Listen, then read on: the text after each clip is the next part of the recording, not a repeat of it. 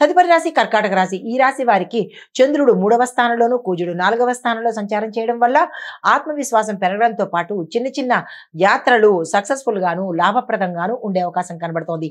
ఉద్యోగంలో విజయాలు, కొత్త పరిచయాలు లాభాన్ని తెచ్చిపెట్టడంతో పాటు ఉత్తరోత్తర మీకు అన్ని రకాలుగా కలిసి వచ్చేటట్టుగా కనబడుతోంది. ఆ పరిచయాల్ని వృధా చేసుకోకండి, వారిని ఇబ్బంది పెట్టకండి. అయితే వ్యాపారంలో అభివృద్ధి కనబడుతోంది. ఉద్యోగస్తులకు విశేషమైన కీలకమైన ఒక మార్పు మీ ఉన్న స్థానంలో చోటు చేసుకోబోతోంది. సంతోషించదగిన మార్పు, స్థానచలనాలు కనబడుతున్నాయి, ప్రమోషన్స్ ఉన్నాయి. దీంతో పాటు మీ ప్యాకేజ్ కూడా పెరిగే అవకాశాలు కొంత మేరకు కనబడుతోంది. మీకు చెప్పదగిన పరిహారము దుర్గా అమ్మవారి ఆలయం కానీ ఏదైనా అమ్మవారి ఆలయ దర్శనం చేసుకుని అక్కడ మీ పేరిట పూజ చేయించుకున్నట్టయితే మంచి ఫలితాలు పొందుతారు. నమస్తే. తదుపరి రాశి సింహరాశి. ఈ రాశి వారి యొక్క గ్రహస్థితులు చూసినట్టయితే కనుక చంద్రుడు 2వ స్థానంలోను, శుక్రుడు లగ్నంలోను సంచారం చేస్తున్నారు. ఈ సంచార ఫలితాలు లాభదాయకంగా ఉండబోతోంది. ఈ రోజంతా అన్ని రంగాల్లో ఉన్న వాళ్ళకి చాలా చక్కగా ఉండబోతోంది. అస్సలు వృధా చేసుకునే ప్రయత్నం చేసుకోకండి.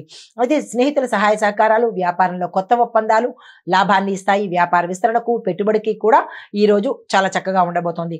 ఉద్యోగంలో చూసినట్టయితే కనుక మీకు గుర్తింపు రావడంతో పాటు కీలకమైన అంశానికి మిమ్మల్ని ప్రతినిధిని చేయడమో లేదంటే మిమ్మల్ని విదేశాలకు పంపించడమో జరిగే సూచనలు కనబడుతున్నాయి.